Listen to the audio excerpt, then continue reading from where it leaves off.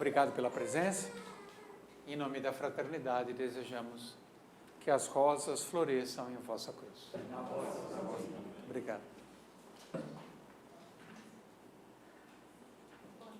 Estamos fechando o ciclo zodiacal com os dois últimos signos do zodíaco, Aquário e o próximo, Peixes. Aquário, também conhecido como o aguadeiro ou o aguador, tem essa representação simbólica, duas ondas sinuosas, uma sobreposta à outra. Aquário indica, esse signo indica, por ser do elemento ar, ele indica tudo aquilo que está sendo germinado, está maturando, está numa incubadeira para manifestar-se num futuro breve. Então, Aquário é um futuro que se encontra num embrião uterino, pronto para vir à luz a qualquer momento. Do ponto de vista da nossa época, essas ondas representam toda modernidade no sentido de comunicação, de facilidade de acesso. Então, o que se chama hoje de nuvem, jogar informação na nuvem, o famoso ciberespaço ou cyberspace, as redes sociais,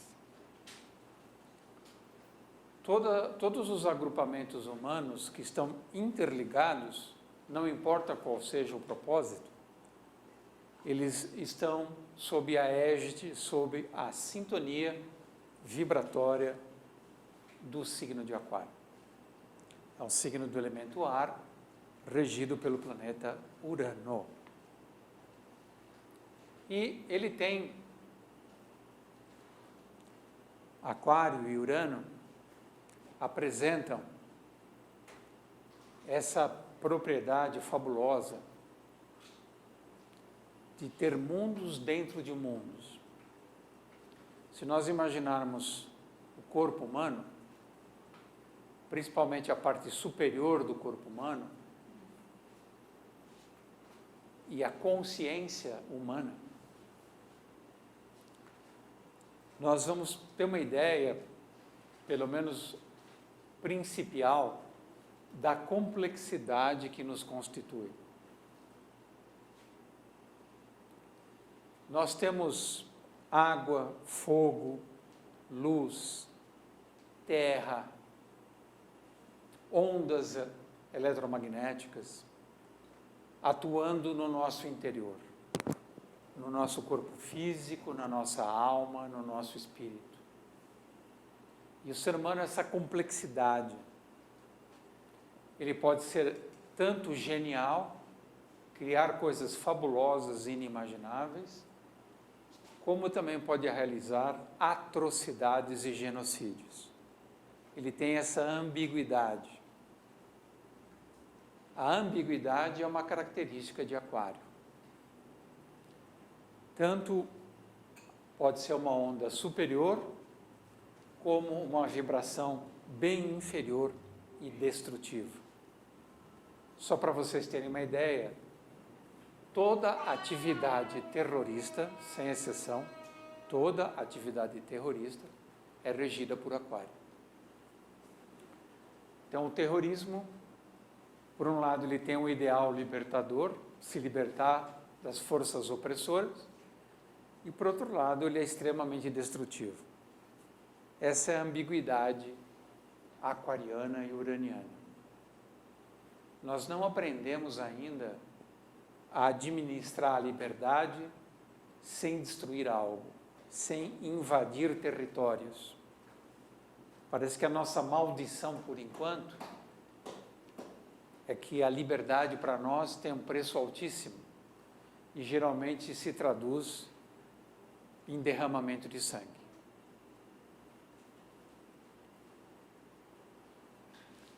Então, tudo que está ligado ao futuro, à evolução, à recriação do nosso planeta, todos esses temas estão vinculados a Aquário. Tem um filme espetacular, super obrigatório, que dá um pouco a ideia do que é esse signo. Ele foi traduzido para o português como O Congresso Futurista. Nesse filme, a atriz Robin Wright, ela faz o próprio papel, ela faz o papel de Robin Wright, chegando no apogeu da sua carreira cinematográfica. E quando ela chega nesse auge, como ela tem um filho que tem problemas seríssimos, é quase um autista, o dono da empresa cinematográfica, do estúdio, lhe propõe algo que no início ela reluta, mas ela acaba percebendo que ela não tem saída. Ela tem que vender a sua imagem de sucesso, um sucesso que atinge o clímax, dali para frente é decadência.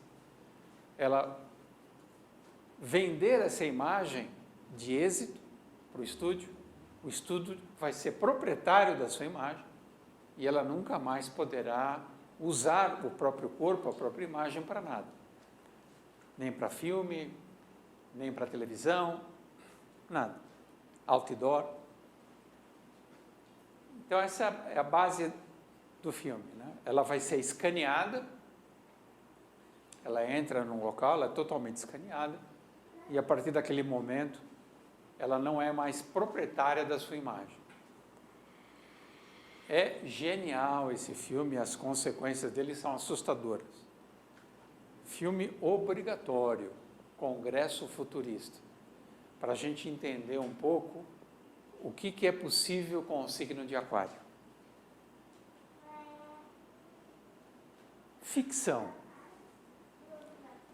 Ora, parece que na medida que nós nos aproximamos da era de Aquário, fica cada vez mais difícil separar o real do ficcional, o real do virtual.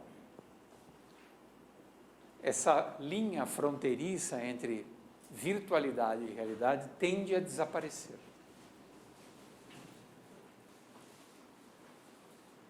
Para isso, nós recomendamos um outro filme do Terry Gilliam, famoso Terry Gilliam, que fez um filme sensacional chamado Brasil com Z, obrigatoríssimo, né? Brasil. É um filme bastante profético, também sobre as consequências da revolução tecnológica. E nesse filme, o personagem feito pelo ator Christoph Waltz,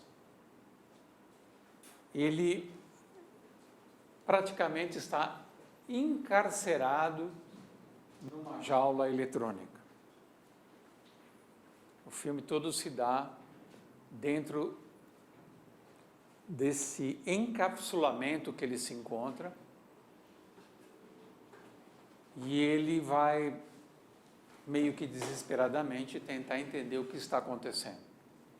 Vale a pena, um filme dificílimo, você assistir várias vezes, ele não é linear, mas é muito aquariano. Mas a tradução dele é... Não. O Terry Gilliam fez um filme também muito antigo, já chamado Brasil. Esse daí, o Teorema Zero, é o filme mais recente, que eu saiba, é o mais recente. Para onde corre o rio da vida final? Como seremos daqui a 10 anos, 50, 100, 1000 anos? O que está reservado para a humanidade? Isso é uma questão aquariana. Porque Aquário é esse jarro da onde é vertido o fluido vital que anima toda a criação. Então, o fluido que anima toda a criação nasce no jarro de aquário. Não é pouca coisa.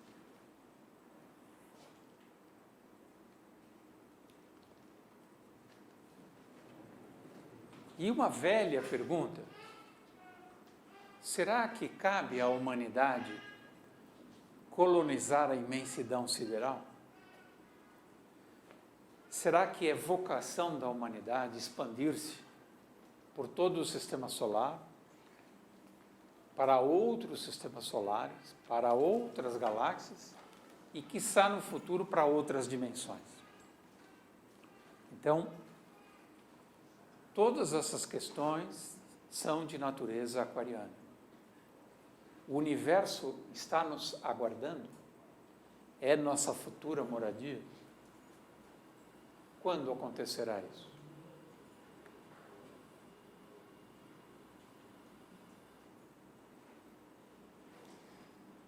Será que nós construiremos uma nova Arca de Noé? Um pouquinho mais moderna, é claro. E já não mais preparada para a água, mas sim para o ar, para o espaço. Porque Aquário é um signo aéreo. Quem entrará nessa arca? Vamos supor que a Terra tenha um tempo de validade, que a Terra não dure mais muitos séculos. Para onde iremos? É possível colonizar outros planetas e outros sistemas solares? Como faremos isso? Filme de ficção a esse respeito não falta.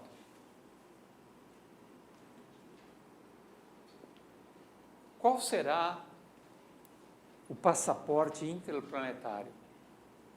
O que me capacita para ser um habitante internacional no sentido do espaço, não apenas do nosso planeta? Um cidadão do universo. Eu posso ter um passaporte de cidadão do universo? O que me capacita para isso?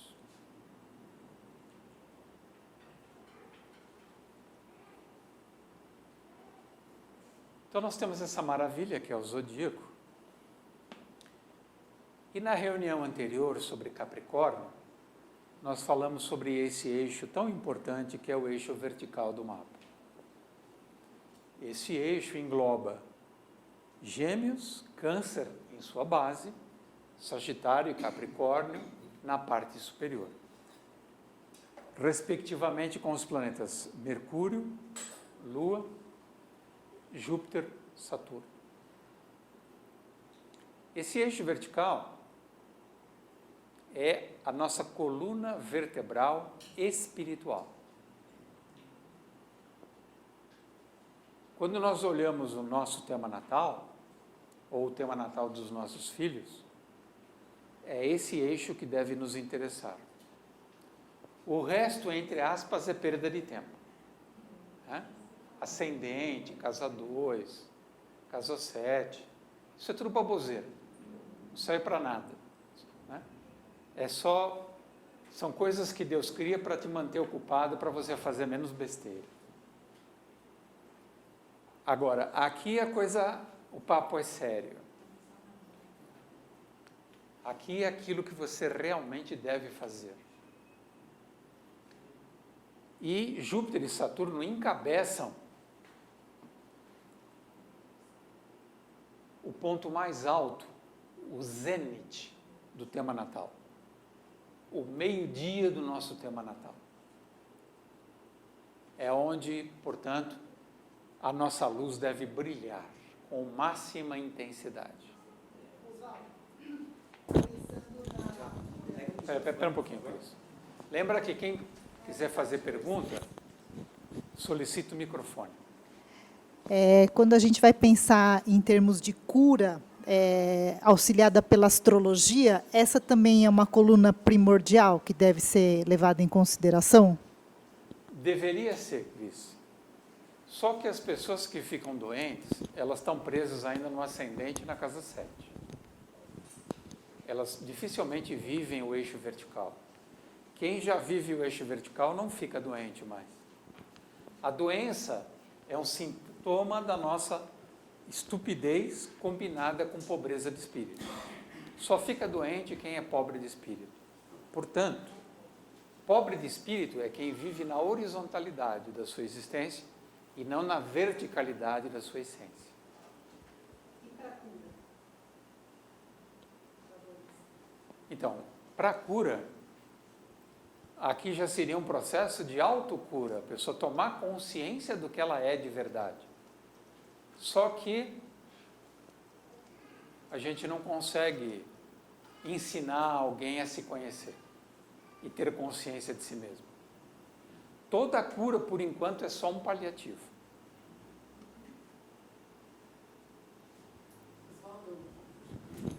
Espera um pouquinho, gente. Microfone. Toda cura é um paliativo. É. Mas, por exemplo, quando se solicita um auxílio de cura aqui na fraternidade, são os auxiliares invisíveis que promovem essa transformação de cura em saúde, se ele seguir as regras da natureza e as leis divinas que nos regem, né? Então, e aí pode-se obter uma cura progressiva e mais tempo. O serviço de cura da fraternidade, ele só é 100% eficaz, no sentido da pessoa se tornar sã, se ela realmente encarar uma reforma de caráter. Se ela não fizer uma reforma real de caráter, é só uma muleta. Obrigada. E o caráter da pessoa está aqui. Caráter é destino. Quem tem caráter tem compromisso com a existência. Não está aqui para brincar.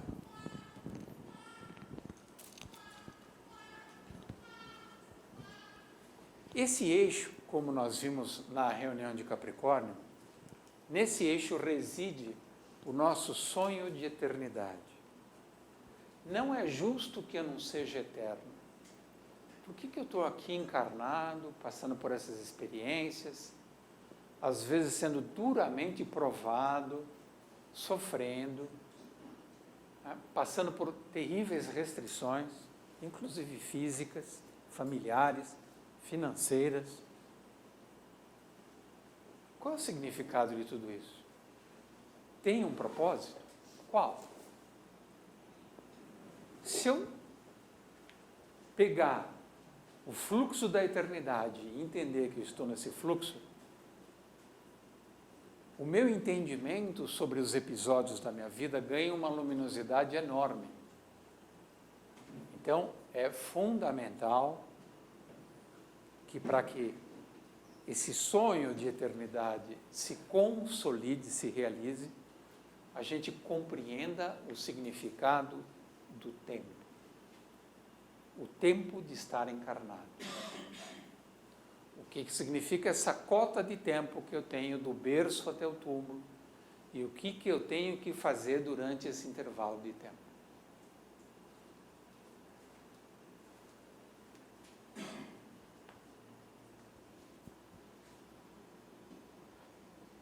Então, Cris, a sua pergunta. A parte inicial da vida, você se dedica àquilo que é elementar. Depois dos 21 anos, aproximadamente, você deveria virar gente. Mas ninguém vira. Todo mundo continua tendo que aprender o básico. Então, pouquíssimos constroem a individualidade. E um número quase inexistente vive uma vida verdadeiramente universal. A vida universal corresponde aos signos de Sagitário, Capricórnio, Aquário e Peixes. É o fechamento dos 4 elementos: fogo, terra, ar e água.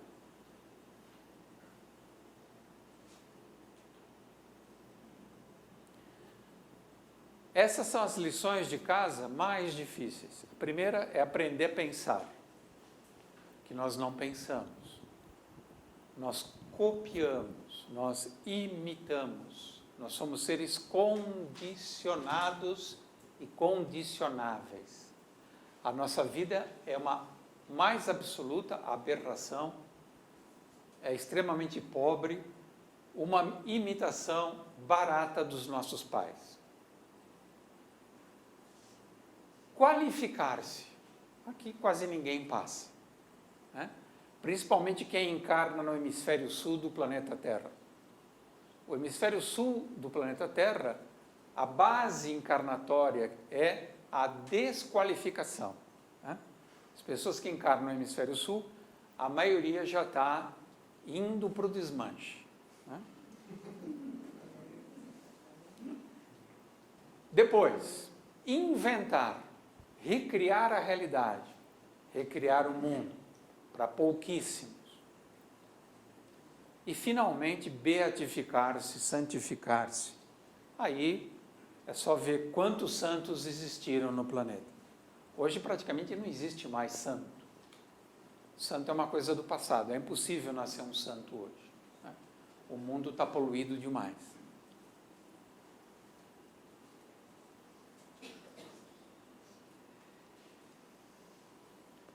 Mas a questão aquariana, e que nos alerta para a ideia da eternidade, é que, sem amor, a eternidade converter-se-ia no mais penoso, doloroso dos infernos. Então, não é interessante eu pensar na eternidade enquanto eu não sei amar. Eu preciso me qualificar para amar, para depois meditar sobre a eternidade. Senão eu vou construir um inferno. Eu me condeno a passar o resto da minha vida com V maiúsculo, éons afora, sem amor. Creiam, isso é insuportável, isso é o inferno.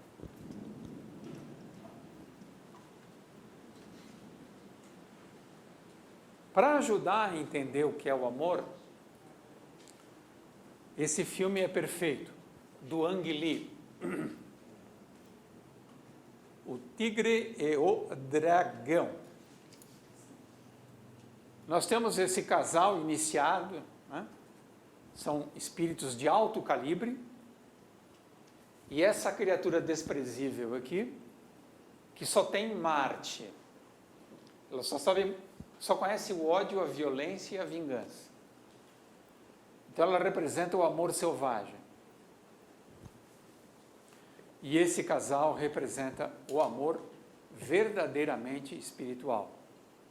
Quem quiser saber o que é o amor espiritual, preste atenção nesses dois personagens, Limubai, Shulen, que é um casal de espíritos elevadíssimos, nobilíssimos. Portanto, eles vivem um amor que já está acima da carne.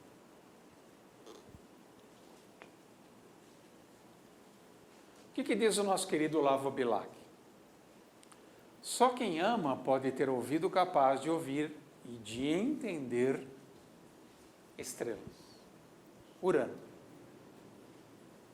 Então, se você não ama, meu amigo, não queira nada na vida, porque tudo o que acontecer vai se transformar em desgraça, inclusive dinheiro. Quem tem dinheiro e não ama, vai virar uma desgraceira.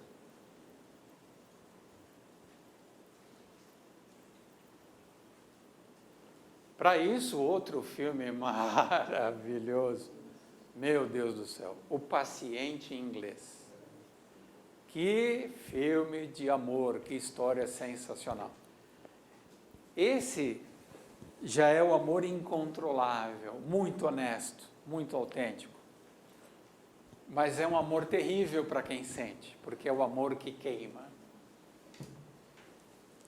E literalmente, o nosso protagonista, o paciente inglês, ele vai ser tostadinho da Silva, de tão literal que é esse amor que queima. Sensacional esse filme. Quem não assistiu, por favor, né? Faça a lição de casa. Unidade e dualidade. Nós fomos projetados na dualidade da matéria. A matéria tem polos, a eletricidade tem polos. Tudo aqui vive sob a lei da polaridade. Mas nós saímos da unidade do nosso Pai. E hoje habitamos essa dualidade, esse mundo binário.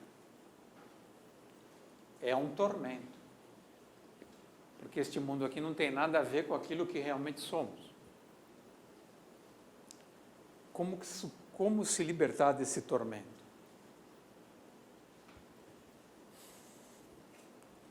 Então nós vivíamos no homogêneo,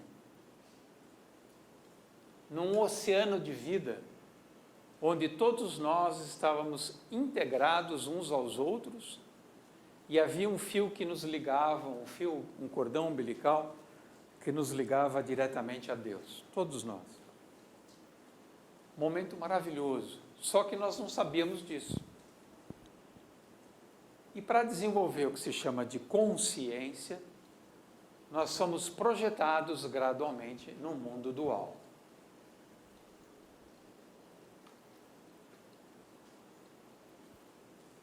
Então existe o céu, existe a terra, o sutil, o denso. E nós temos que lidar com esses contrastes. E é muito difícil fazer isso bem. Mas os signos de ar ensinam. Gêmeos, Libra e Aquário são signos que ensinam a lidar com os contrastes. Temos que aprender rápido. E o amor é esse desejo, esse anseio pela unidade perdida, pelo paraíso perdido. Todos nós ansiamos. Só não sabemos como fazer isso.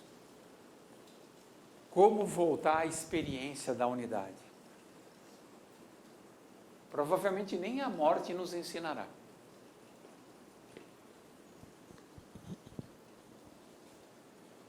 E os signos fixos? Touro, Leão, Escorpião, Aquário, governados por Vênus, Sol, Marte e Urano, são signos relacionados à dimensão do amor. São formas diferentes de viver o amor. Qual é a mais simplória e primitiva? O amor taurino. Eu amo aquilo que está ao meu alcance e eu posso levar para casa. Esse é o amor taurino. É o amor que cerca o território, delimita e fixa ali o seu pasto. Então, a palavra-chave para o touro, obviamente, é apropriação.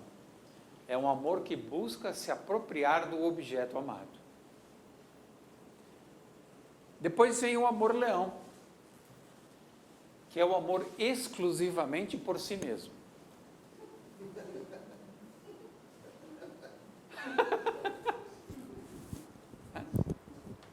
Eu sou mais, e feliz daquele que puder viver próximo a mim.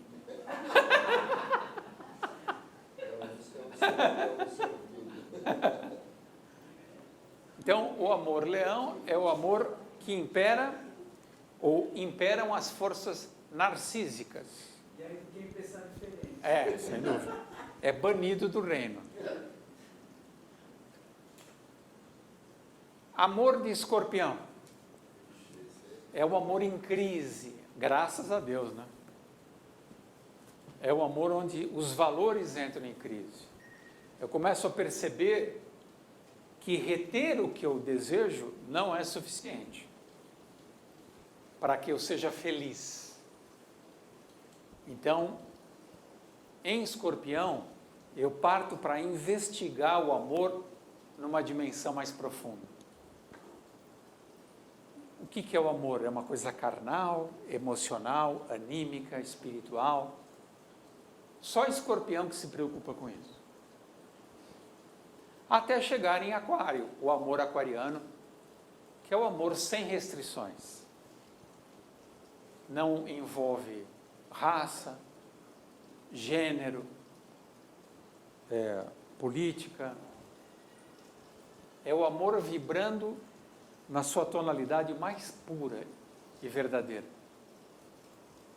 que é o objetivo da Fraternidade Rosa Cruz. Por isso que ela se auto-intitula uma escola aquariana.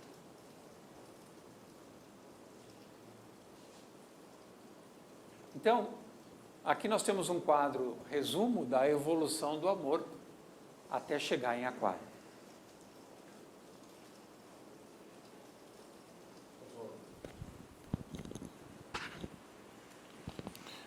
Você diria que nessa nova era de Aquário, né, nós teríamos que ter essa evolução do amor? Seria a evolução do amor? Seria a culminância do amor? Seria isso?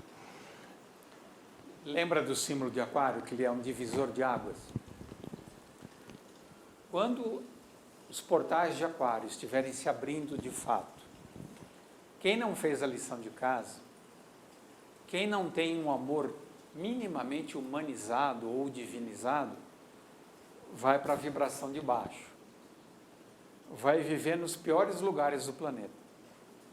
O filme que fala sobre isso é Blade Runner 1 e 2.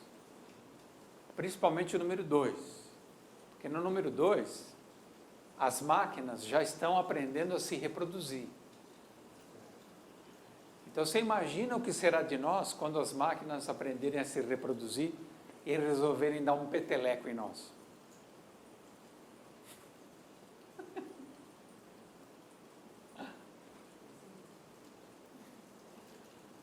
O sopro da fé, importante, os 4 últimos signos. A luz da esperança inflama o amor. De certa forma, o amor não anda sozinho. Ele precisa da fé e da esperança.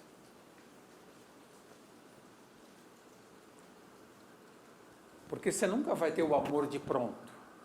O amor é uma utopia. E para você focar nessa utopia que vai acontecer não se sabe quando nem onde, a fé e a esperança são fundamentais. O amor é o agente calorífico e ígneo, fogo, da circulação do sangue e da vida. Sem o amor, a vida encolhe, a vida definha, a seiva seca. Só que o amor e a loucura são inseparáveis. Porque Cristo, em vez de nos ajudar, ele só disse coisas terríveis. Uma delas é: a sabedoria dos homens é loucura para Deus. E a sabedoria de Deus é loucura para os homens. Você vê que droga esse Aquário, essa separação? Parece que é incomunicável. Então a gente historicamente percebe que as pessoas que amam, elas são perseguidas, mortas, torturadas. São tratadas como loucos.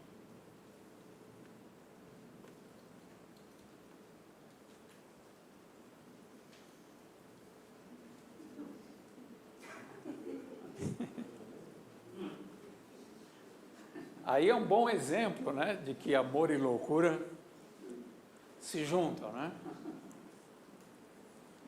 Porque esse desejo de ser diferente, único, especial, se diferenciar da massa, se destacar da boiada, faz com que a gente tenha comportamentos excêntricos, exóticos, incomuns, que a partir da década de 60, principalmente da geração hippie, ganhou uma força muito grande. O que é a contracultura? é possível eu realmente dizer um não para o sistema? Nas relações, trabalho-capital, eu posso sair desse aprisionamento? Ou seu trabalho, necessariamente, eu preciso falar amém para o capital? E quando isso acontece, pelo menos eu já vendi parte da minha alma. Como é que fica isso? Dá para ser livre ou não?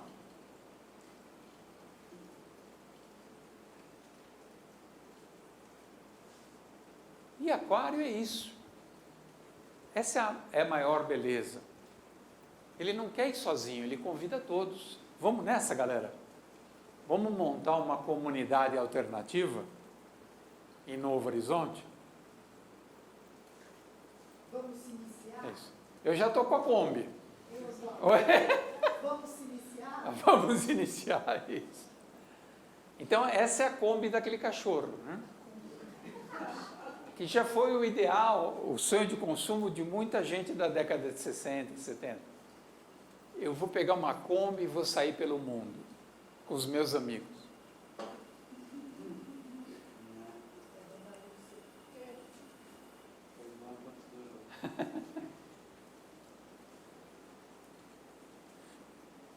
E aí entra o planeta Urano, que é o regente de Aquário. Esse planeta muito excêntrico. E Urano rege as glândulas internas do cérebro, né? Uma delas. E essa glândula que permite a sintonia entre a minha vida interior e a vida espiritual, a vida celeste. Eu posso me colocar num estado de concentração, meditação e oração, aonde todo o universo que está fora do meu alcance imediato se reflete na minha vida interior. Fantástico. Isso é um trabalho de Alex Gray, ele que fez esse desenho. Ele é um apologista das drogas, principalmente do ácido lisérgico, que é uraniano, né? O LSD é uma droga uraniana. A maconha é netuniana, é para os piscianos, né? O LSD é para os aquarianos. Não que a fraternidade recomenda, é só um comentário.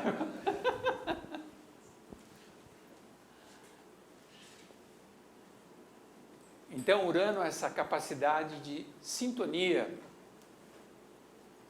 é a cosmurgia, a habilidade de criar cosmos, criar universos, conceber universos.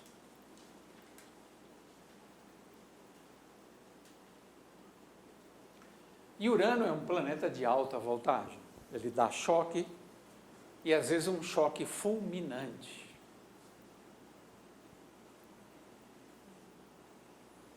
Então, atualmente, Urano, que é regente de Aquário, está transitando no signo de Touro. Portanto, Urano em trânsito está fazendo quadratura com o seu signo natural, que é Aquário. Essa quadratura é tempestuosa. Ela gera alta trepidação. Então, nós estamos numa época, principalmente este ano, ano que vem, de fortes perturbações, desgoverno e caos social. Então, vocês podem esperar que o tecido social planetário, não só do Brasil, o Brasil sofre mais, é claro, porque é um país pobre e burro, né? Mas isso é um problema mundial. E também tremores de terra e abalos nos sistemas de valores, inclusive nos sistemas econômicos. Então, nós vamos sentir o poder de Urano em Touro, quadrando o Aquário, de forma muito intensa nos próximos anos.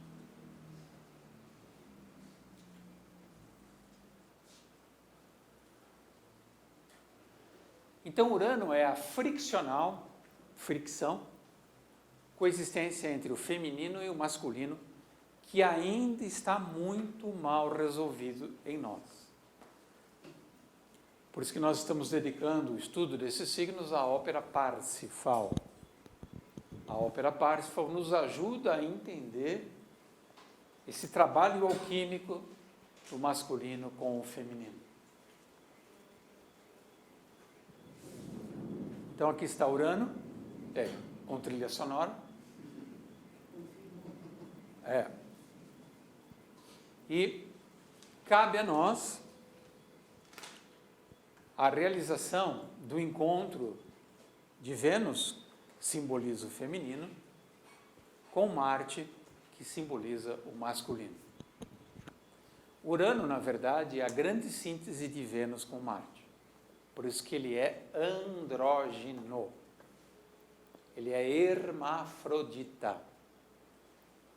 O que significa isso? Significa que ele é uma unidade criadora em si mesmo. Ele não precisa de um parceiro ou de uma parceira para criar.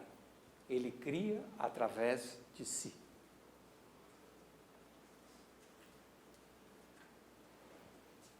E Urano é isso, é o amor livre, sem restrições, a independência.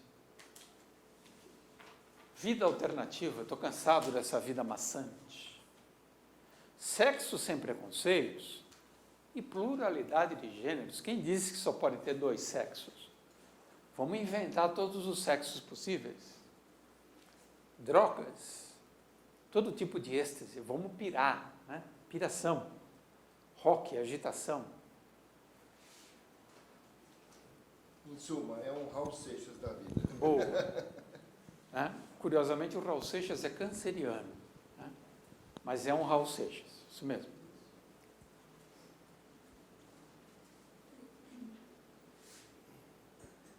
Surpreendente. Todo acontecimento que escapa do nosso controle e da nossa previsão tem uma tônica uraniana.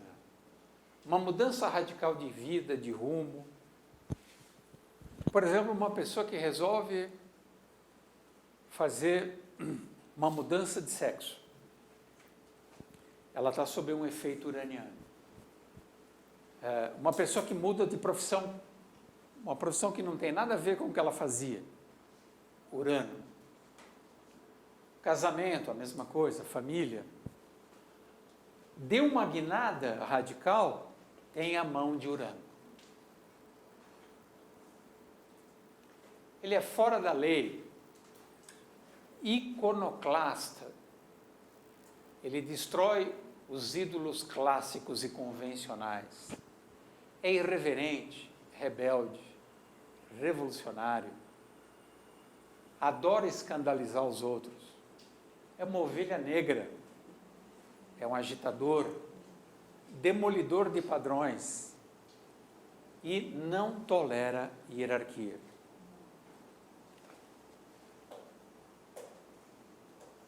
O que diz o nosso maior ídolo da atualidade? Aquele ser humano que pode finalmente nos salvar da mediocridade. Joker. O Joker diz: eu nunca me encaixo em coisa alguma.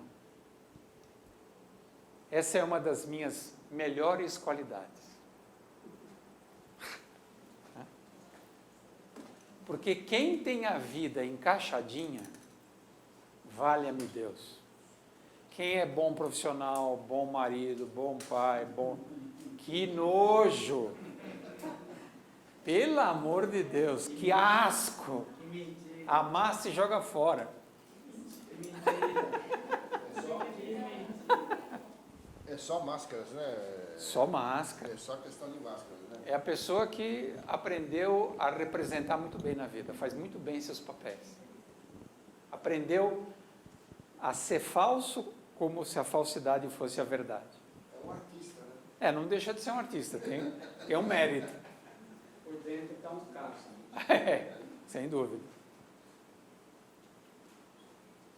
Então, Urano é aquele que está fora do lado. Ele Não tem mais onde repousar a cabeça, como disse o Cristo. O Filho do Homem não tem aonde pousar a cabeça aqui na terra. E um filme sensacional, que fala tudo isso que nós estamos comentando sobre Urano, é Easy Rider, que foi traduzido como Sem Destino. O primeiro filme dirigido por Dennis Hopper. Ele atua e dirige. Trabalha o filho do Henry Fonda, o Peter Fonda. Nesse filme, trágico, né, insuportável, um final horrível. Bom. Trabalha o Jack Nicholson também, tá? Bem criancinho. Ele denuncia, como nenhum filme que eu já vi até hoje, como a liberdade incomoda as pessoas presas, que são todos nós. Nós não suportamos ver alguém de fato livre, porque ele está fazendo aquilo que nós deveríamos fazer e não temos coragem.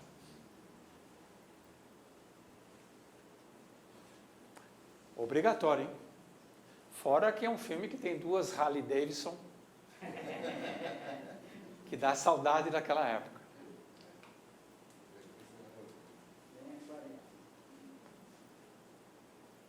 Urano. Urano é o triunfo da força criadora, do poder criador e da criação. Todo indivíduo que deseja mesmo ser um criador deve investir no planeta Urano. E a árvore... Pergunta ali?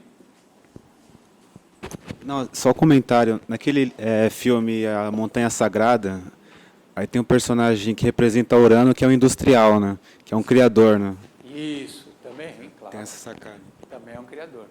Boa. Como sempre, a árvore sefirótica, que pertence à tradição hebraica, né, cabalista, ela é muito útil para nós. Nós temos as famosas 3 colunas, né, da árvore sefirótica.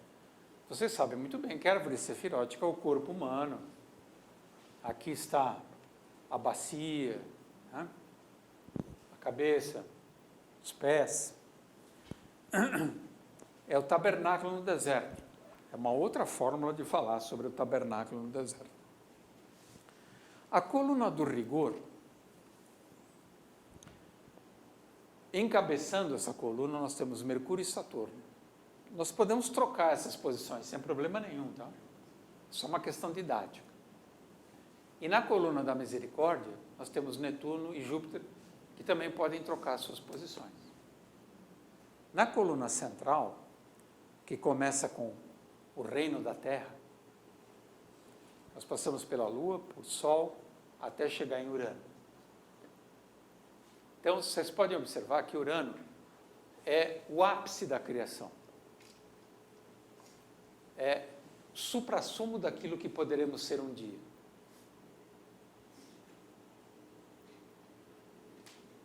A coluna do rigor é fundamental, não podemos desprezá-la, porque aqui o destino cobra de nós a transpiração humana, que é a disciplina do fazer.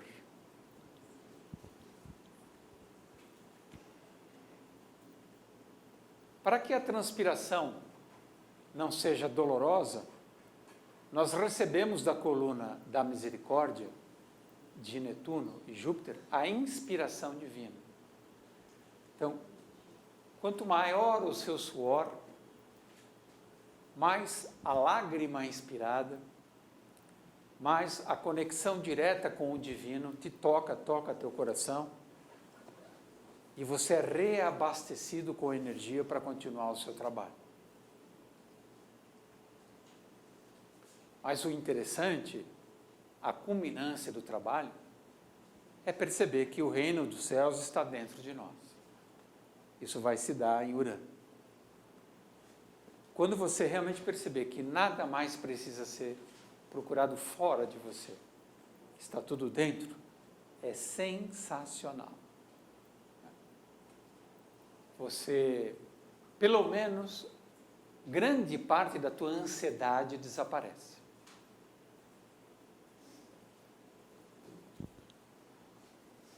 Então, sobre a água primordial, o sopro divino de Netuno derrama luz de Urano e calor solar. A base de tudo é esse sopro divino, que vem do signo de Peixes, Netuno, o signo posterior a Aquário.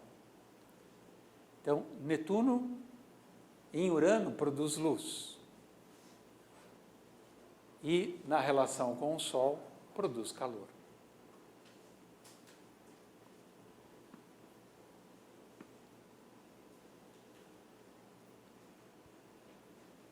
Olhando no zodíaco, nós temos esse eixo que envolve Leão, regido pelo Sol, e Aquário, regido por Urano.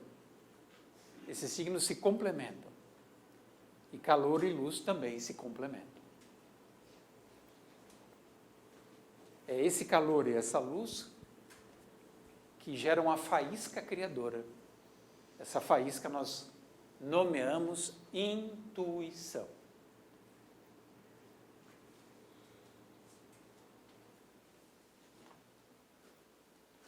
Em Deus, o verbo é a luz. Por isso que a gente é chato e a gente não se incomoda em ser chato. Pessoal, quem não abraçou Cristo como modelo de vida, como projeto de existência, está se atrasando. Fui claro? O Cristo é o verbo. Nenhum outro ser é o verbo como o Cristo é. Bota isso nessa diminuta cachola que vibra em cima do seu pescoço. Em Deus, o verbo é a luz verdadeira que ilumina todo homem que vem ao mundo. Sem o Cristo, a chama do nosso espírito continua quase que morta, muito apagadinha.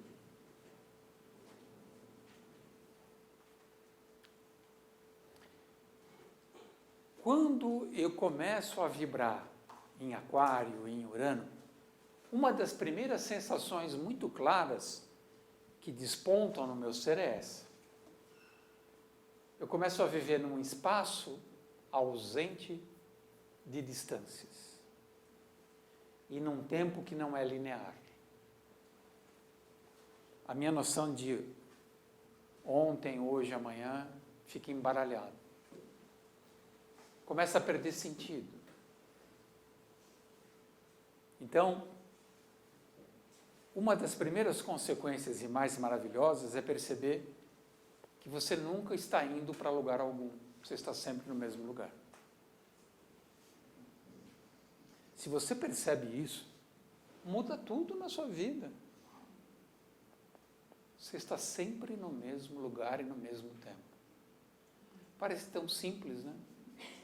Uma criança entende isso mais fácil que nós.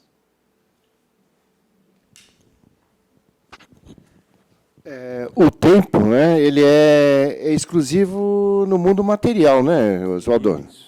No mundo sutil não existe tempo nem espaço, né? Não é isso? Quanto mais tua consciência fica mineralizada, mais você acredita num tempo cronológico, né? Cronometrado, crônico. E o seu destino vai endurecendo. Porque aquilo que você acredita se transforma em realidade. Einstein falava isso, né? Se o homem conseguisse viajar à velocidade da luz, viraria energia, que é a coisa do espírito, não é isso? Isso. E ele ia entender que o universo não passa de um ponto. Não é nada dessa coisa gigante que a gente imagina.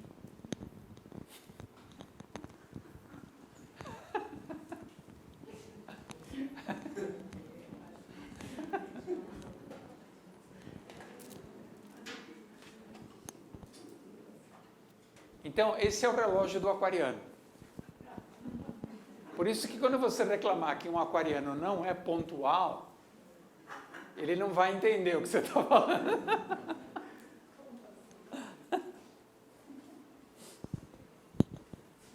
Vocês verem, por exemplo, como signos como Virgem e Aquário têm muita dificuldade de conviver. É um sacrifício para ambos.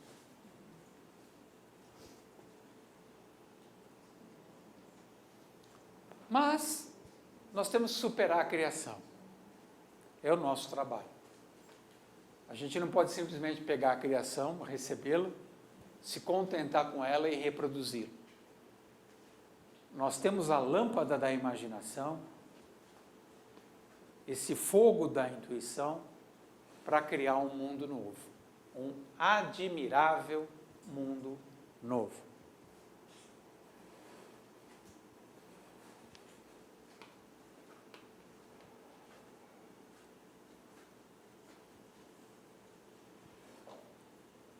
Para a Fraternidade Rosa Cruz, nós temos que focar em 3 níveis de esforço para elevar não só o nosso grau espiritual, mas na fraternidade a gente aprende que eu só evoluo se eu trabalhar para os outros evoluírem. Isso é muito importante. Se eu focar na minha evolução exclusivamente, pouco resultado obterei. Tanto mais eu ganho, quanto mais eu faço para o outro. Vocês acham que eu gosto de ficar dando aula aqui? Eu odeio vocês. É que se eu não fizer isso, eu não evoluo. Então, existem 3 níveis. Esforço produtivo, que é o mais importante para a gente não ficar viajando na maionese. Que muita gente que se dedica à vida espiritual não sabe ainda trocar fralda. A sua própria, eu estou falando.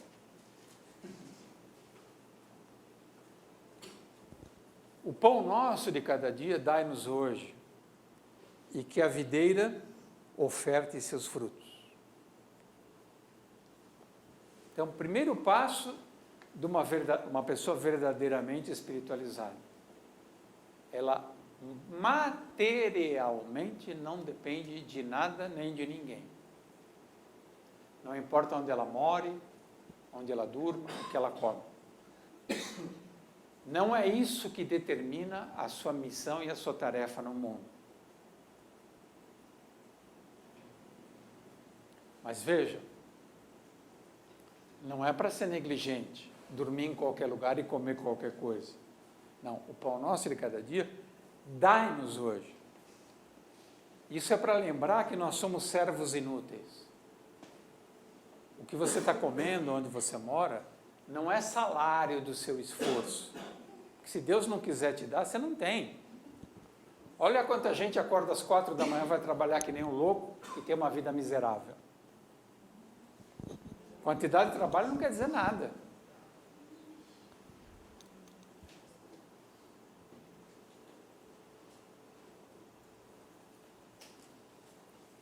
Então, para isso, a relação entre o signo de Virgem, regido por Mercúrio, e Capricórnio, regido por Saturno, é fundamental.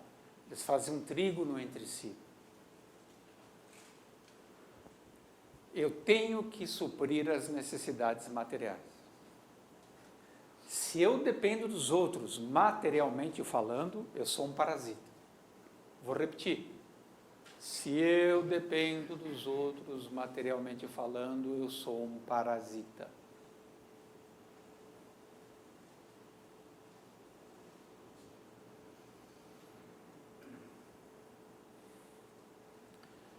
E focar na solução dos problemas reais da vida.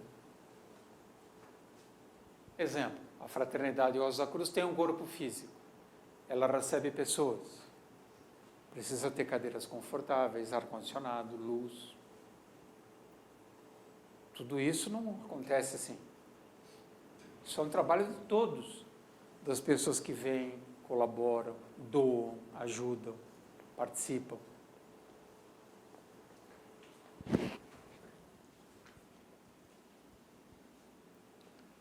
Prever para prover. Eu tenho que antever a necessidade. Bom, vai chegar o verão, a sala vai ficar um inferno, ar-condicionado. Quantas pessoas vêm? Quantas cadeiras tem que ter? A acessibilidade da sala. O local da fraternidade. O site. Foco na solução de problemas.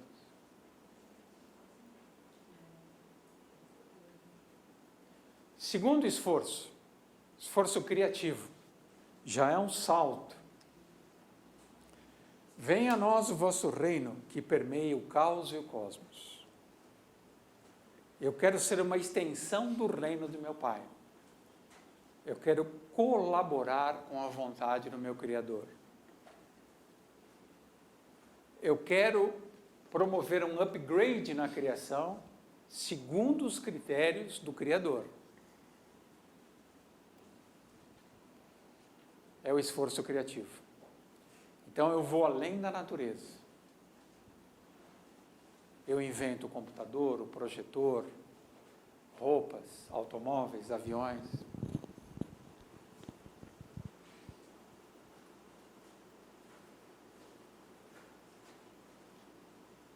Então, em Aquário, logo depois de Capricórnio, regido por Urano, eu aprendo a ser parceiro da criação. Eu me transformo num co-criador. Aqui a vida começa a ficar bem gostosa. Por quê? Se você é parceiro da criação e está fazendo a vontade do Pai, você faz assim e o que você precisa cai na sua mão. Se você não acredita, experimenta. Basta fazer isso, que o que você precisa cai na sua mão.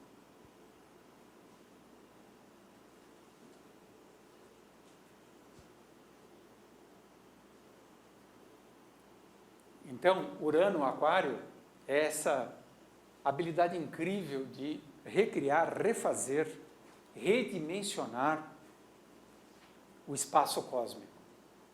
Maravilhoso. Imagina as cidades siderais que nós criaremos no futuro. Meu Deus do céu. Fascinante. O futuro do homem é uma coisa assim, linda, comovente.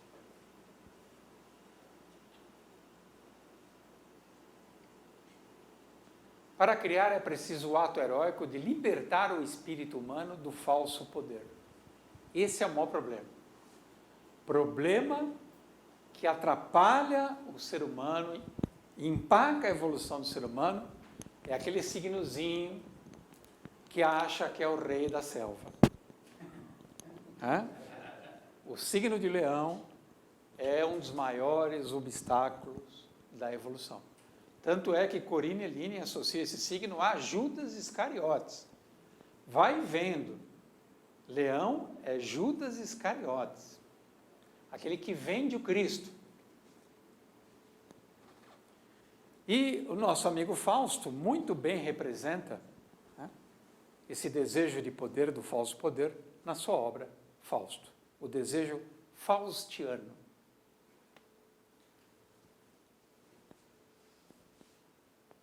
O terceiro esforço, que é também a culminância, é o esforço espiritual. Então, esforço material, produtivo, esforço criativo e esforço espiritual. Santificado seja o vosso soberano nome no tempo e no espaço. Fazer tudo para a glória de Deus, sem exceção. Então a gente chega aqui em Peixes. Prover, criar e inspirar-se em Deus. A dedicação ao sagrado, santificar a nossa existência. Nada me move a não ser o retorno à casa do meu Pai e realizar a vontade do meu Pai. Nem quando eu sento para almoçar ou para jantar, eu estou matando minha fome e realizando um desejo. Eu estou fazendo aquilo para a glória de Deus. Esse é um estado de espírito absoluto.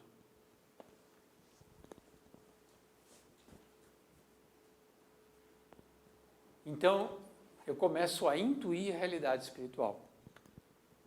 Esse é um estado muito bonito que as glândulas endócrinas começam a se comunicar no cérebro, que tudo que você tem que fazer vem na intuição. Você não precisa ler, não precisa perguntar. Vem claramente, isso e aquilo. Você só executa a obra de Deus.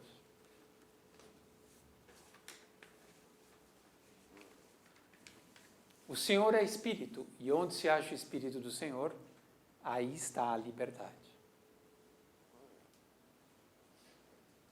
Não é possível viver livremente se você não aprender a viver em Espírito. Anjo bom, posso te fazer uma pergunta? Lembra da pergunta que eu ia te fazer ou não? Se não lembrar, desencana. Vagamente. Posso fazer? Você vem aqui? Vou. Nós vamos perguntar para o nosso médico de plantão, o neurocirurgião, Ricardo Leme, né, conhecido entre os íntimos como Anjo Bom. A gente sabe que, a partir da década de 60, principalmente, espiritualidade e drogas começaram a se promiscuir bastante, né? Você concorda com isso? Sim. E quais são os efeitos das drogas, sejam as mais leves, as mais pesadas, no caminho espiritual?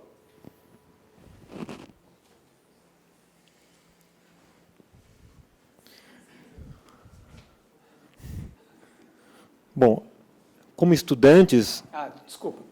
O Anjo Bom foi usuário até ontem, então ele vai falar com propriedade.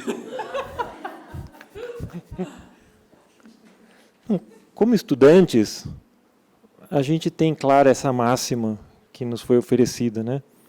O corpo é o templo de Deus.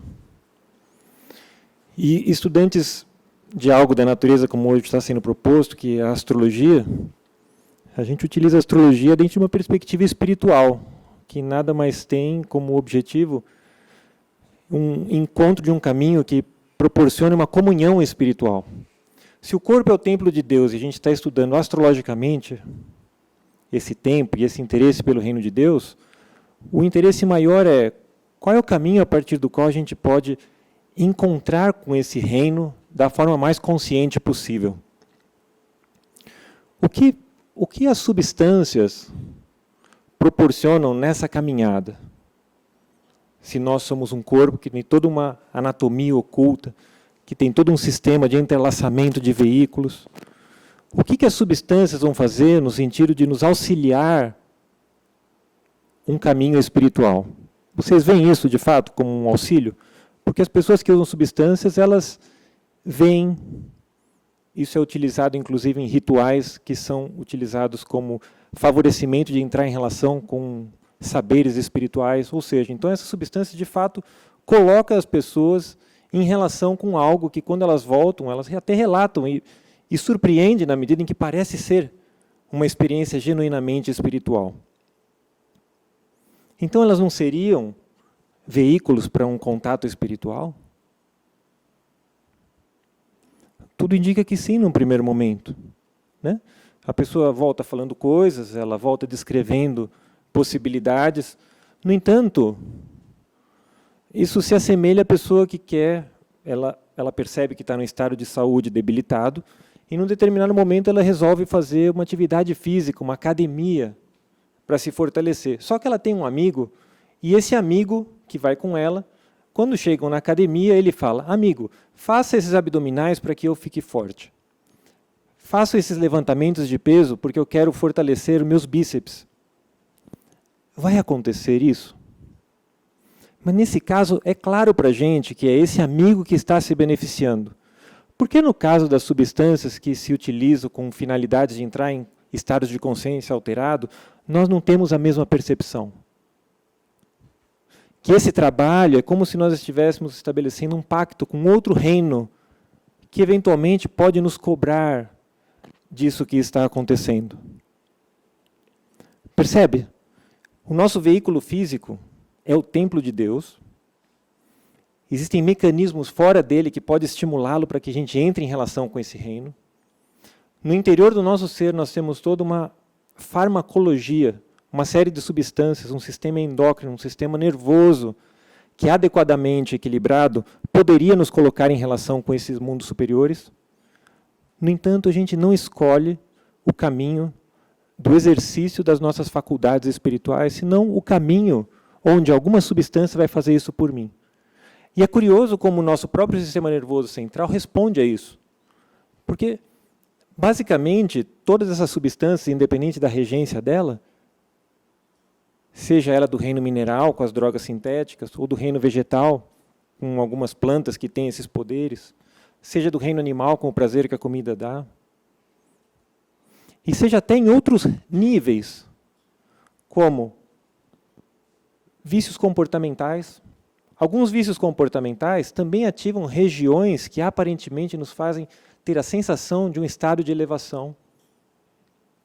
O uso de eletrônicos funciona mais ou menos como substâncias. Modulação de neurotransmissores, basicamente 3, dopamina, serotonina, noradrenalina, que em áreas muito específicas do nosso cérebro, que são áreas relacionadas ao prazer, nos colocam em estado de uma aparente realização, de que algo está realmente se movendo. E é isso que nos faz, muitas vezes, se ligar a situações prazerosas. No entanto, essas substâncias que o nosso corpo tem, na medida em que nós buscamos uma vida de equilíbrio, de pureza, naturalmente, elas são os pontos a partir dos quais nós poderíamos entrar em relação com essas forças espirituais. Então, quando a gente estuda uma anatomia oculta, um sistema glandular, uma correlação de planetas com o nosso próprio corpo, nós estamos estudando uma verdadeira academia espiritual para conscientemente entrar em relação com todo um campo de forças que poderia nos colocar num estado de prazer de qualidade superior. Que estado de prazer é esse? É um estado de comunhão espiritual. E não simplesmente um estado de sombra, que é o reflexo dessa comunhão espiritual que uma série de substâncias e atitudes pessoais nos proporcionam. Olha que interessante como uma série de coisas vão estimular justamente essas regiões de prazer, que seriam as regiões a partir das quais a gente poderia despertar do ponto de vista consciencial se nós quiséssemos. E mais, quanto que isso não é um acordo que depois precisaremos prestar contas? Na medida em que uma substância me conduz a uma determinada qualidade de consciência, e eu não alcancei essa consciência por mim mesmo, até que ponto eu fico numa relação de pacto com essa substância? Até que ponto que isso não é uma situação que na antiguidade se dizia de possessão? E até que ponto que eu não vou pagar por isso na forma como a minha vida se configura?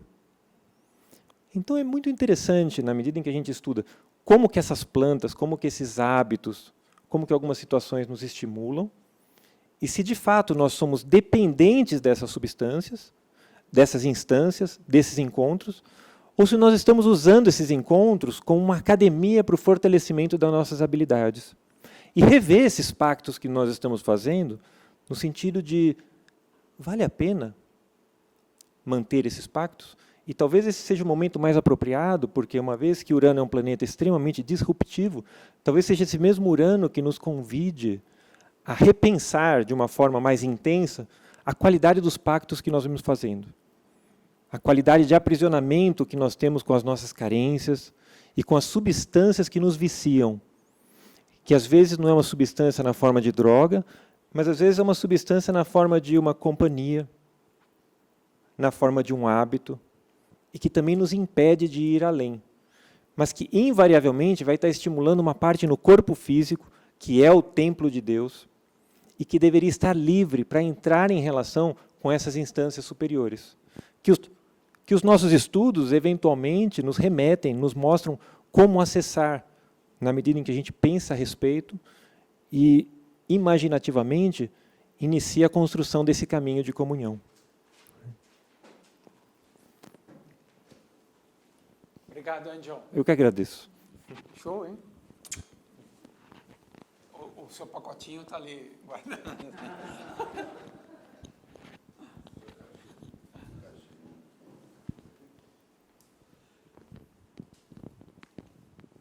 Nada como um neurocirurgião para explicar não só com termos técnicos, mas é a área profissional dele, né? Então, esse prazer, essa alteração de consciência momentânea que a droga fornece, pode ter um custo muito alto. Não sei se vale a pena. O coração é o centro solar da consciência, eu sou a luz. O eixo leão-aquário, calor, luz. E o coração é o órgão do amor. O coração é tanto sede do amor, e é aí que está o grande conflito, ele também é sede do orgulho. O mesmo órgão ama e tem orgulho. Que coisa terrível isso, que sombra. Como lidar com esse coração? Então, o zodíaco mostra claramente essa oposição entre leão e aquário, né? O amor e o orgulho é uma oposição. Aliás, do ponto de vista humano, toda relação amorosa já começa condenada pelo orgulho. O orgulho é o vírus que vai destruir o organismo do amor.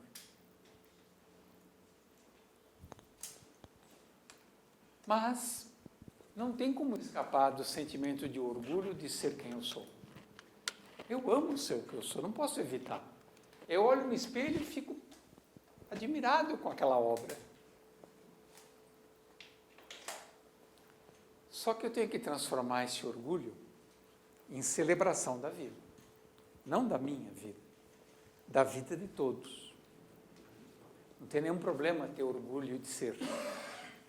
Agora, quando esse orgulho se cristaliza em arrogância, em soberba, em prepotência, nossa, aí fica insuportável.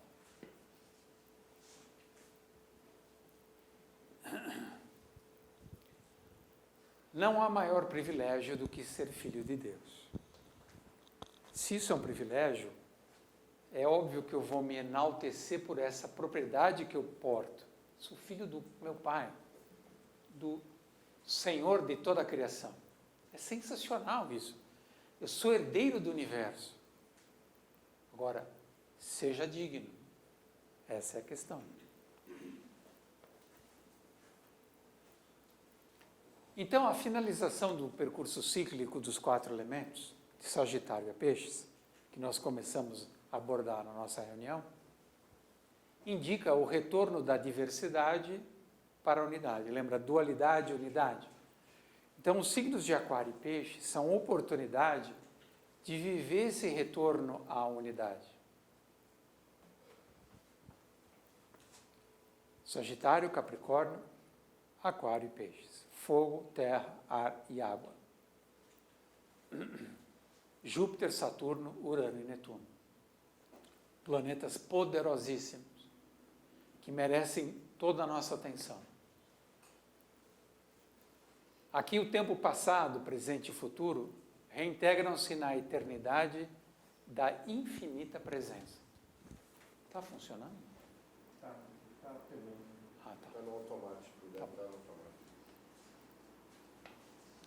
Reintegram-se na eternidade da infinita presença. Então, na medida que eu vou vivendo a parte superior do meu zodíaco, do meu tema natal, a minha vida vai deixando de ser fragmentada, dilacerada, e ela vai convergindo para um sentimento de unidade.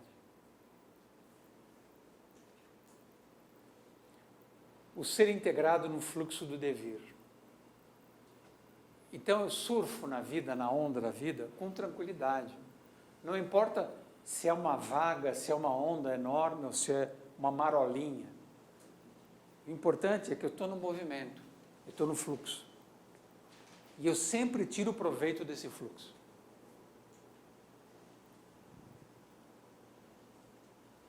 Nos signos de fogo, Áries, Leão e Sagitário,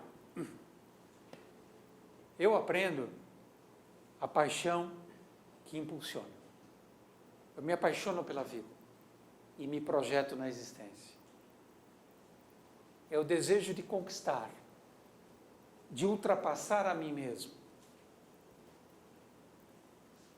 de expandir-se e de potencializar-se.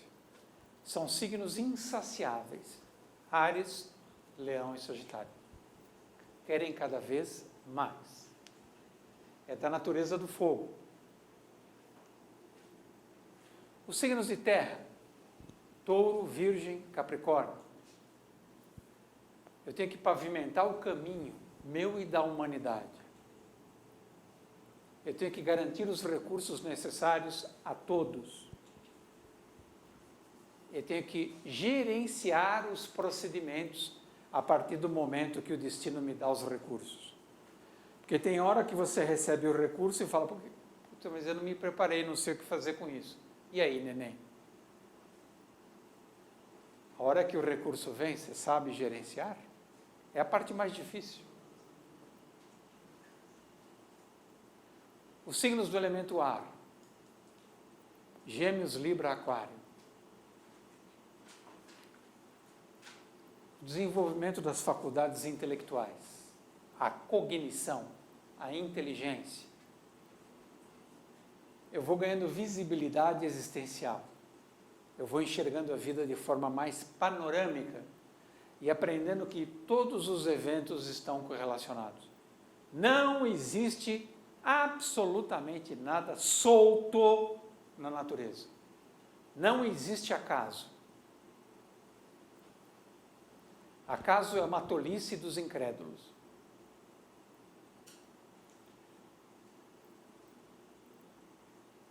E eu vou ganhando clareza de consciência. É o que se chama de consciência translúcida.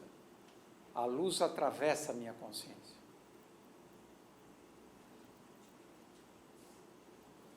E, finalmente, os signos de água.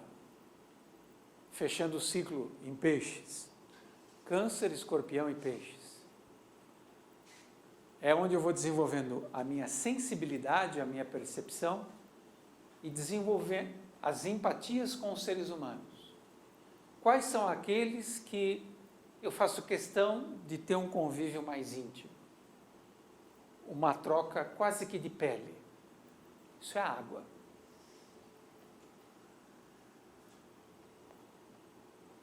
E o interesse pelos mundos que os meus olhos de carne não percebem. Qual é o invisível que está por trás do visível? E eu vou me interessando, portanto, pela dimensão espiritual, fechando o meu ciclo em peixes. Né? Peixes é a dedicação ao espírito, que é aquilo que eu sou de verdade. Para isso, então, o nosso querido irmão Richard Wagner deixou essa obra fabulosa chamada Parsifal. Na obra Parsifal,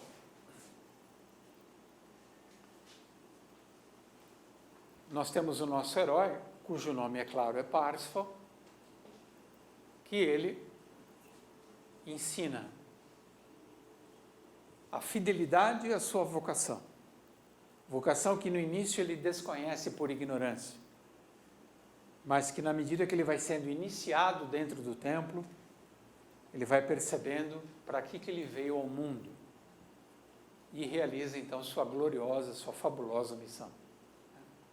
Ele chega nesse ponto, no zênite do seu tema natal, a união de Júpiter com Saturno.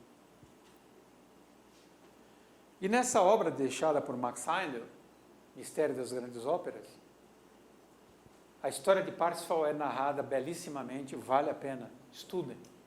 O caminho do aspirante Rosa Cruz é o caminho de Parsifal. Então está aqui o nosso gênio absoluto, Richard Wagner, Gêmeos ascendente Gêmeos, com o seu dragãozinho de estimação no colo.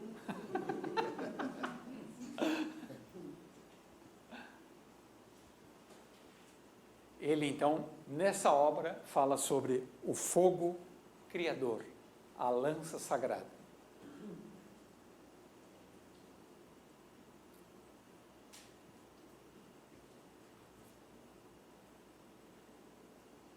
Então, o velho problema do rei, o rei degenerado. Né? Não há rei que não seja degenerado. Essa é a maldição do signo de Leão. Como esse rei está degenerado, Klingsor rouba a lança e fere o rei no flanco. Portanto, ele tem uma doença incurável, uma hemorragia e uma dor incuráveis. Justamente aí que entra Parsifal. Parsifal vem recuperar a lança sagrada, a lança perdida pelo rei. Ele restitui o santo poder da lança, que foi prostituído por Anfortas, o rei degenerado.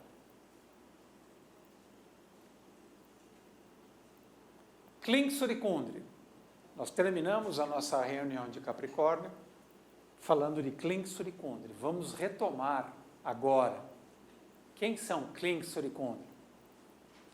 Klingsor representa a necromancia, ou seja, tudo aquilo que alimenta a morte. E como a morte se utiliza do elemento feminino para gerar cadáveres, né? Por isso que, enquanto a mulher não se espiritualiza, ela é a maldição da humanidade. Vou repetir. Enquanto o feminino não espiritualizar-se, a mulher continuará sendo a maldição da humanidade desde a Eva.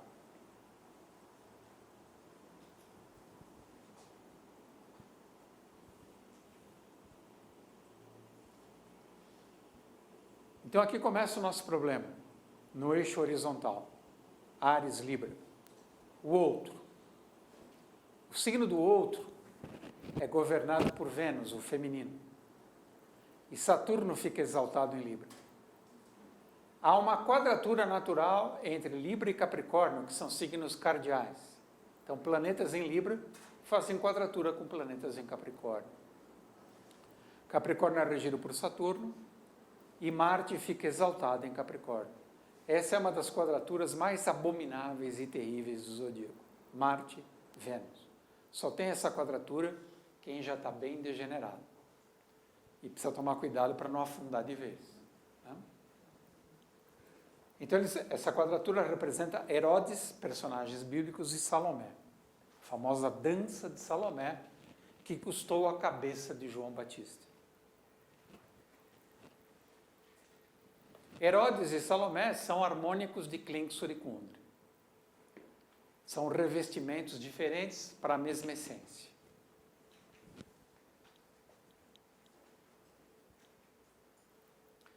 (2020) 2020 é o ano de Herodes e Salomé. Aguardem, esperem, né? Esse ano aqui nós seremos toscados.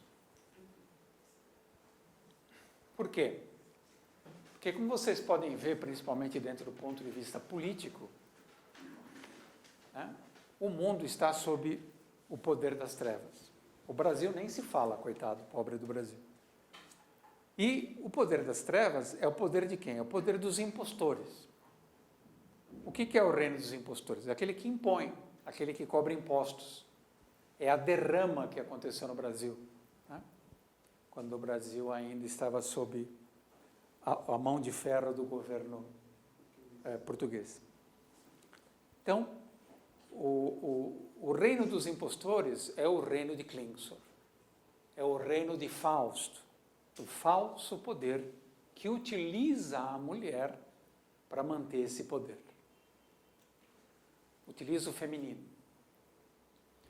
O limite da luz, Urano, são as trevas, Saturno. A sombra de todo santuário de glória é sempre um antro tenebroso. Nos arredores da santa fortaleza do Graal, encontra-se também o castelo encantado do necromante Klingsor. Então, aqui na fraternidade é a mesma coisa. Quanto mais a fraternidade crescer espiritualmente, mais os zumbis vão morar aqui em volta. Então a gente tem que, daqui a pouco, pedir licença para zumbi para entrar na fraternidade. Normal, não se assusta. Então, o castelo de Klingsor, castelo tenebroso, ele tem jardins encantados em volta, povoados por flores em forma de mulher ou mulheres em formas de flores, tanto faz, com alto poder de sedução, que é o poder venusiano. E o Klingsor conhece toda a magia, é uma pessoa poderosa, só que ele ama o falso poder, que é o poder leonino, é o poder narcísico. Ele quer o poder em benefício próprio. Ele quer se dar bem.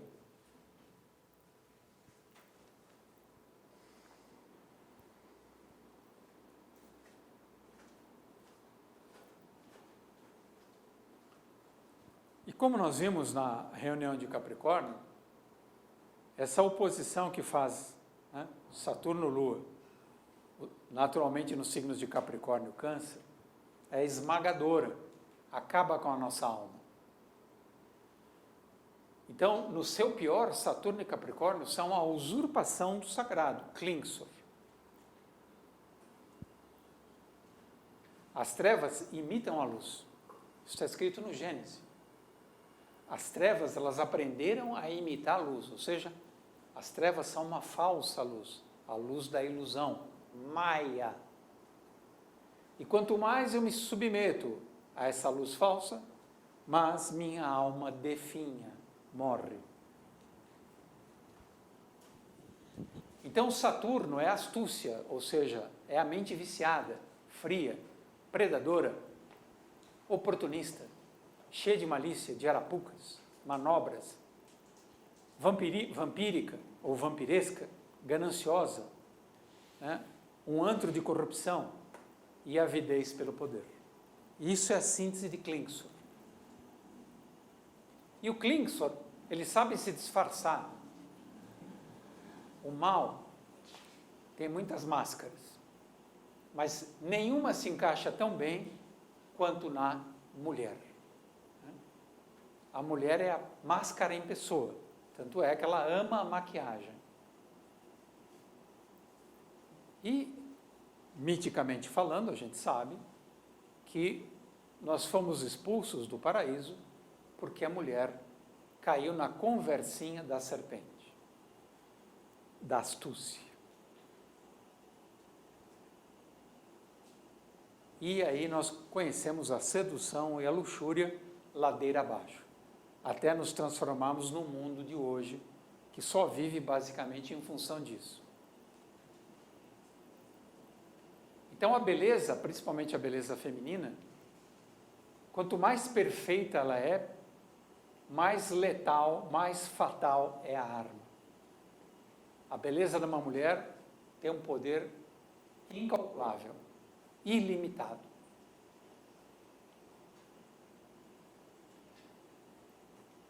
A Madalena Wagneriana, a Kundry, vilmente transformada em instrumento do maligno, também anseia em seguir os ensinamentos espirituais. Olha o paradoxo. Que são os divinos ideais do grau. Porém, sempre cai vencida, sucumbe ao poder masculino, pervertido pelo narcísico egoísmo. Leão, o falso rei. Não pensa que é o signo de leão, nós estamos falando do nosso tema. Todos nós temos o leãozinho em algum lugarzinho, ok? Todo mundo tem leão. Não sai aí matando os leoninos. Então, a Kundry, ela cai sob o efeito narcótico dos poderes mágicos de Klingsor. E esse é o problema da Vênus em Peixes. É a Vênus mais terrível, porque é a mais sedutora, a mais bela, a mais encantadora, a mais bruxa e a que mais leva o homem à perdição. É a Vênus em Peixes. Vênus fica exaltada em Peixes. É a Vênus das armadilhas eróticas. A mulher que tem aspectos entre Vênus e Netuno, ou Vênus em Peixes, ela seduz quem ela quiser. Vou repetir. Ela seduz quem ela quiser. Exatamente.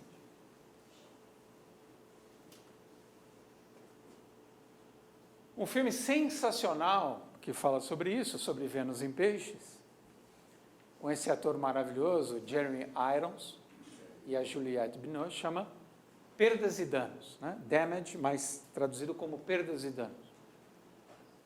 Nesse filme fica bastante evidente que o fascínio obscurece completamente a razão. Quando você está fascinado por uma mulher, você fica ceguito da Silva. Nada consegue fazer você enxergar a realidade. Nada. Só a distância. Oi? Só a distância. Só a distância. Esse diretor é muito bom, tá? Louis Malle. Ele fez também o Meu Jantar com André, se eu não me engano. Então, a Vênus em Peixes é o símbolo das poções mágicas e do enfeitiçamento. Aqui nós temos, então, uma mulher extremamente sedutora, muito bem ornamentada, com um frasco na mão. Se ela aparece com esse frasco, já era. Ela domina um exército. Então, Kundry traz um frasco de cristal da Arábia. Aparece com um traje rústico. De seu rosto pendem longas peles de cobra, olha só. Escorpião. E o rei do Graal, Anfortas, necessita do precioso bálsamo para aliviar sua dor, porque ele tem uma ferida incurável. Provocada pela Kundry. A Kundry que gerou essa ferida leva o bálsamo. Olha o que é a mulher. Ela te mata, depois vai te visitar, ou vai no necrotério, ou vai te ver no hospital. Mas e o poder espiritual?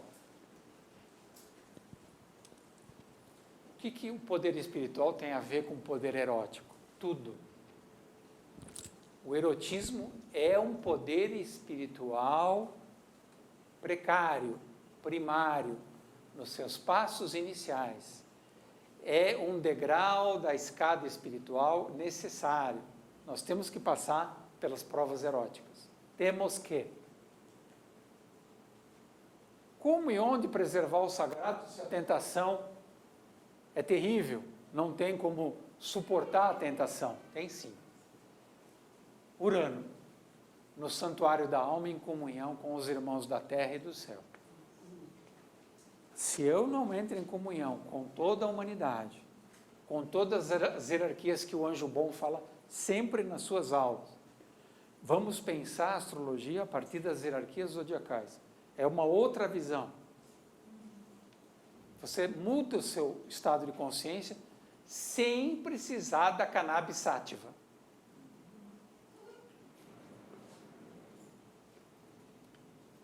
Então, o amor pelo poder gradualmente vai sendo substituído pelo poder do amor. E é isso que nos interessa em termos aquarianos. E aí entra Parsifal, para resolver essa quadratura dramática de Vênus e Marte. Essa quadratura praticamente derrota todos nós no caminho espiritual.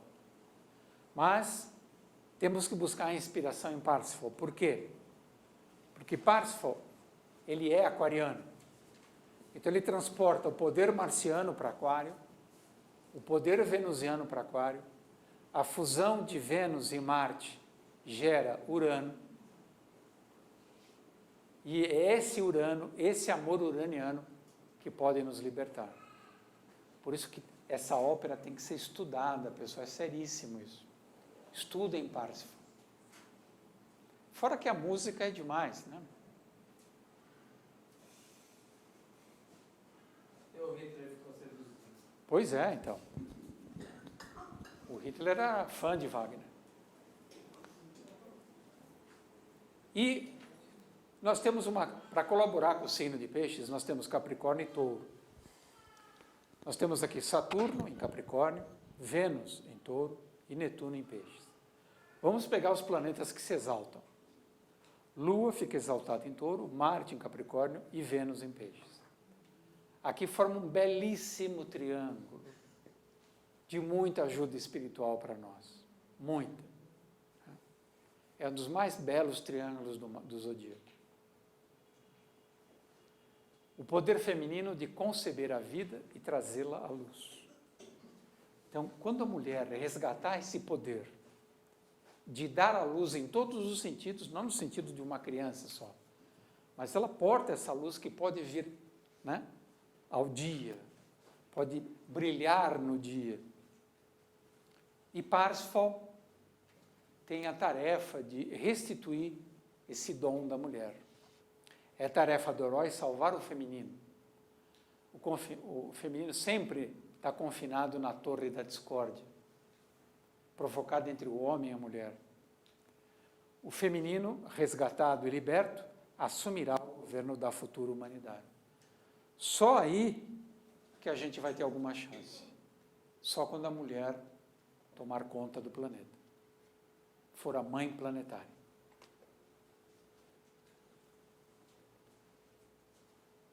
Porque ninguém ama como uma mulher. Basta ver o amor que uma mãe tem pelo filho, né? Não precisa muita retórica para explicar isso.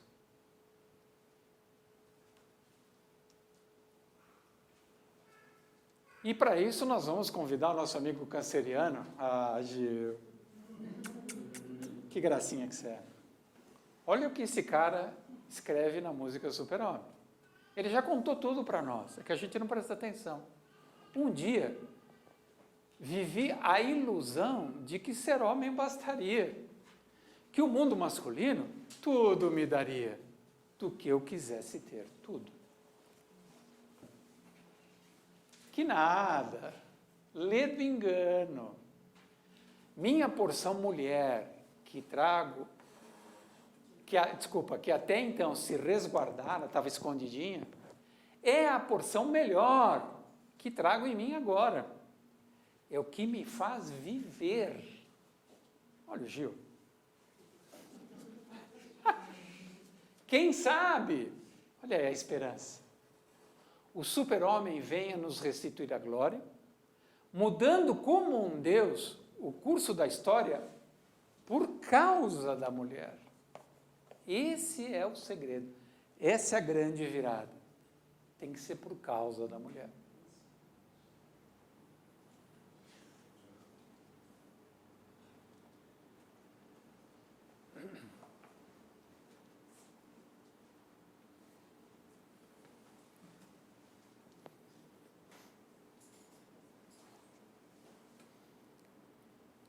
Então, finalmente, que o próximo signo é Peixes, nós vamos migrar de Aquário para Peixes, de Urano para Netuno e Vênus.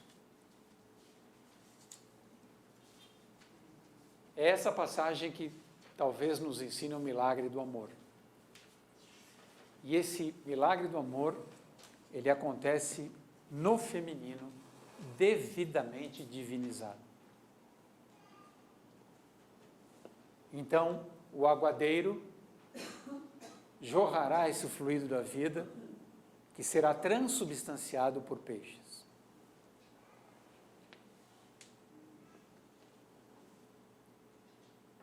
A vida provém de gloriosa unidade divina. Não existirá mais macho, fêmea, homem, mulher. O feminino e o masculino finalmente se unirão pelo feminino. O feminino é o ponto de ligação, é a cola. Então, esse ideal da união espiritual um dia se realizará. A gente aposta que ele esteja o mais próximo possível, minimizando essa oposição entre Leão e Aquário. É o reino, então, de Deus amor, do Deus rei, do Deus luz, do Deus vida, onde o masculino e o feminino estarão devidamente reintegrados. E Cristo, então, é o sumo sacerdote desse amor. Ele preside o altar consagrado à comunhão no amor. Esse amor dificilmente vai ser atingido sem a esfera crística atuando no nosso coração.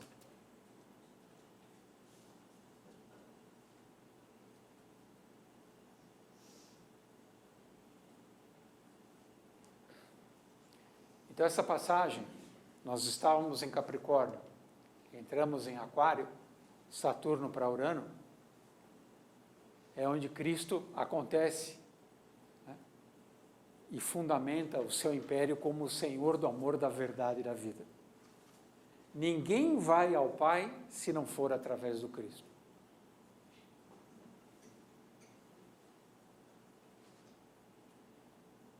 E, finalmente, quem sabe, nós tenhamos o privilégio num dia, talvez até nessa encarnação, de conhecer o casamento místico de Vênus com Marte, que é Urano.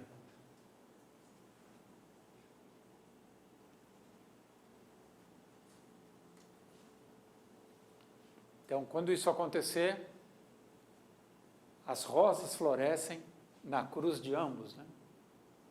O amor é uma coisa, não vale a pena nada, nem acordar se não for por amor. O amor é tudo. E é a mulher que vai dar à luz a esse amor, se o homem agir como homem.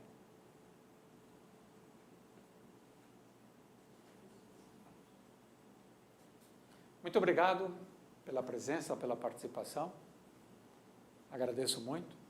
Em nome da instituição, desejamos que as rosas floresçam em vossa cruz. Na vossa também. Obrigado.